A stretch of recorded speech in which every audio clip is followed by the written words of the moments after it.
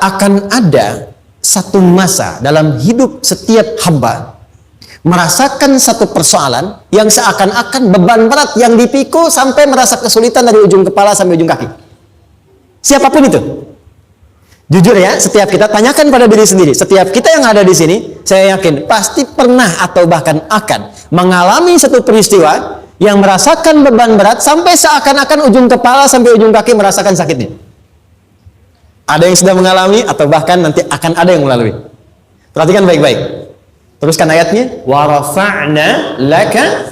Perhatikan. Kalau ada yang sedang merasakan itu, yakinlah kata Allah, pada saat itu sesungguhnya Allah sedang mengangkat derajatnya dan meningkatkan kualitas hidupnya untuk mencapai sesuatu yang istimewa yang belum pernah diraihnya. Dari sini kita buat persamaan. Ujian. Tadi kan? Berbanding lurus dengan harapan, banding lurus dengan solusi nanti pada akhirnya. Fokus. Lulus di sini, insya Allah setiap persoalan akan lebih mudah untuk diatasi. Ujian, seberat apapun yang sedang kita alami, tidak akan pernah diberikan kepada kita oleh Allah, kecuali ternyata hikmahnya untuk mengabulkan harapan-harapan besar yang sebetulnya kita mintakan. Jujur ya, setiap kita kan sering punya permohonan ya, sering berdoa ya, ya Allah minta ini, minta itu, minta ini, minta itu, gitu kan? Nah, cara Allah mengabulkan harapan kita itu, yang pertama, jalurnya lewat ujian. Karena semua kesuksesan itu desain dasarnya adalah melewati ujian. Coba, anak-anak kita yang sedang sekolah itu, apa mungkin diwisuda dengan penuh kebahagiaan kalau nggak mengalami ujian? Lewat ujian dulu kan? Dia belajar dulu, ujian dulu, ngatasin soal dulu, lulus, baru wisuda. Apakah mungkin akan dapat IPK 4 yang diharapkan kalau tidak mengalami ujian? Belajar dulu, ya kan? Ada waktu, sempat dia bangun malam, siang, dan seterusnya, belajar, keringat, dan sebagainya, baru bahagia kan? Dan ternyata belajar itu untuk diwisuda. Sebab kalau kita tidak belajar, mustahil dapat wisuda. Kalau tidak lewat ujian, mustahil dapat ijazah. Karena ternyata harapan itu, hukum dasarnya dalam berkehidupan, bisa diraih dengan melewati ujian. Ini poinnya. Jadi mohon, kalau sedang mengalami sebuah peristiwa, dan kita harus menghadapi itu, coba renungkan. Sebetulnya pernah berdoa apa sampai kita mengalami itu, sehingga dengan jalan itulah sebetulnya Allah ingin mengabulkan harapan yang dulu pernah kita mintakan. Jelas? Oke, satu. Yuk, turunkan rumusnya pelan-pelan. Quran surah kedua ayat 286. Ini kesini dulu, baru nanti kita balik lagi. 2 Al-Baqarah ayat 286. La yukallifullahu nafsan illa wus'aha. Tahan sampai sini. Lihat baik-baik. Hukum yang pertama. Hukum pertama. Allah tidak mungkin menguji seorang hamba di luar batas kemampuannya.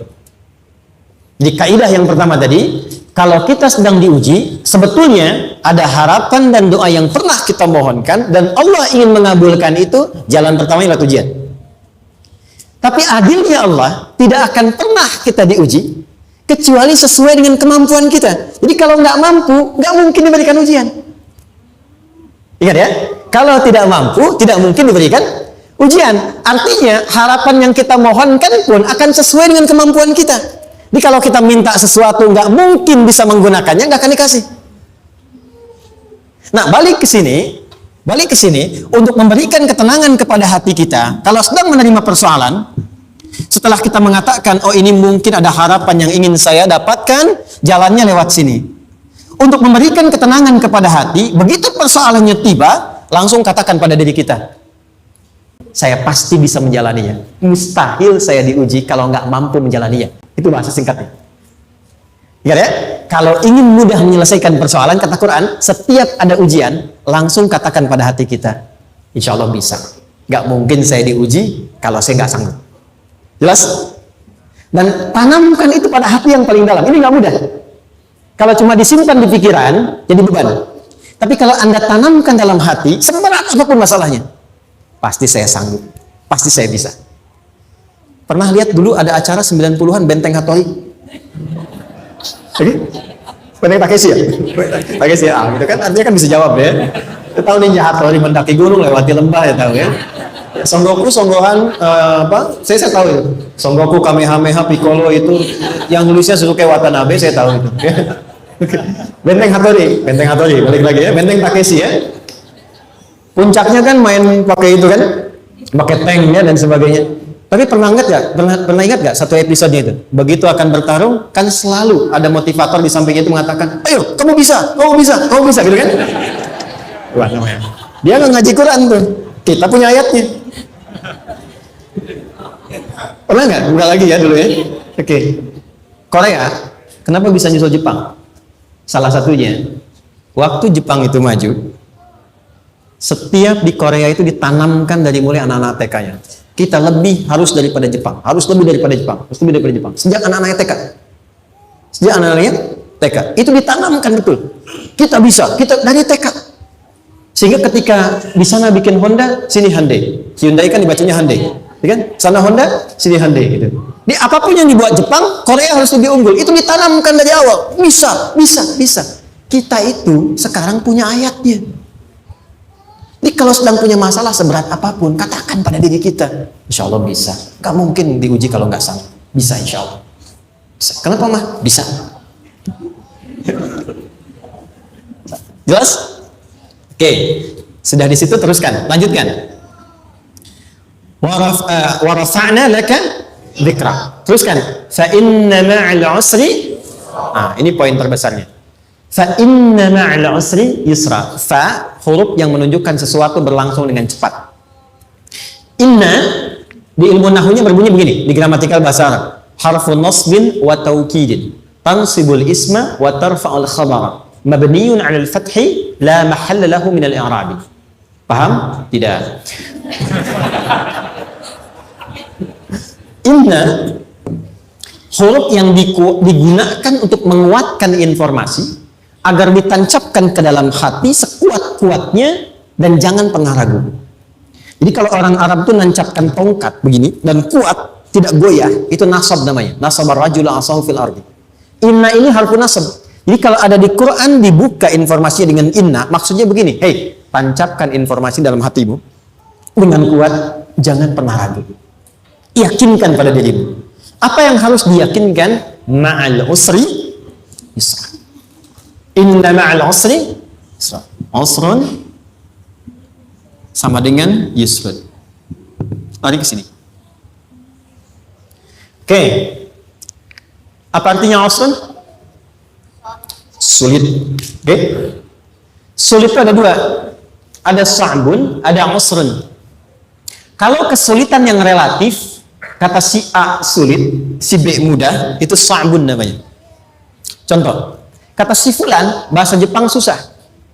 Padahal kata yang lain tidak. Saya ke Jepang, anak-anak kecil begini bisa bahasa Jepang gitu ya. Bagi mereka mudah gitu ya. Saking mudahnya gitu. Atau shiwa gitu. Anak-anak kecil, bagi mereka mudah, bagi kita belum tentu. Itu sa'bun. Inna lughatal yamaniyah sa'bah. Relatif. Tapi kalau kesulitan yang sifatnya mutlak, semua orang mengatakan sulit. Maaf, bawa mobil, sulit atau mudah? Bukan mengendarai ya, bawa mobil, bawa. Sulit ya?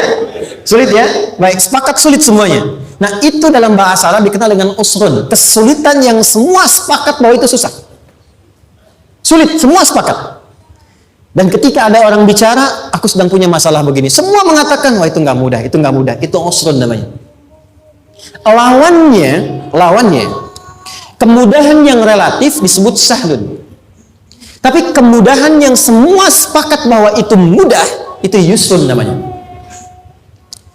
Mengangkat spidol, semua mengatakan mudah, ringan. Itu yusrun namanya. Perhatikan, Allah tidak memasangkan sa'bun dengan sahlun, tapi memasangkan usrun dengan yusrun. Orang-orang yang punya keyakinan kuat, setiap persoalan itu akan selesai.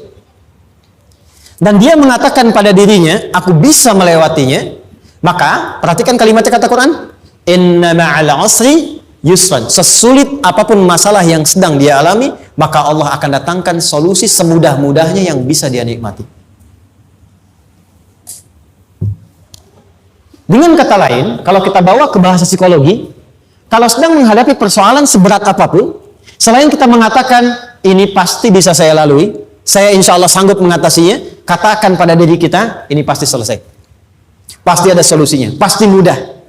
Katakan, walaupun memang solusinya belum datang, tapi tenangkan pada diri kita dengan mengatakan, inna ma'al usri yusra. Bahasa psikologinya, katakan pada diri kita, ini pasti selesai. Gak mungkin gak selesai, pasti ada solusinya, pasti mudah. Itu lebih memberikan harapan pada diri kita untuk menuntaskan persoalan dibandingkan dengan meratapinya. Jelas? Teruskan. Fa inna ma'al usri. Kalau masih ragu kata Allah, katakan lagi sekali lagi. Sampai hati kita merasa nyaman. Jadi kalau sedang punya persoalan seberat apapun, tanamkan pada diri kita, pasti selesai. Belum nampak, insya Allah pasti selesai. Gak mungkin diuji kalau gak ada solusi. Itu lebih memberikan harapan. Setelah itu, fa'idha faraghta, mitigasi masalahnya, mitigasi persoalannya.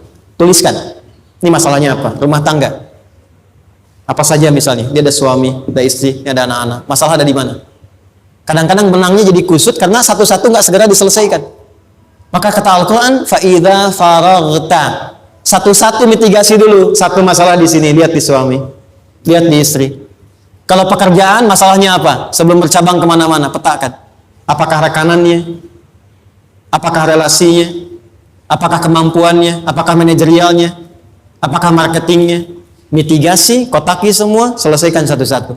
Setelah itu, apa yang dilakukan? Wa ila rabbika, tawakal sepenuhnya kepada Allah untuk menentukan hasilnya. Tawakal itu yang paling mahal.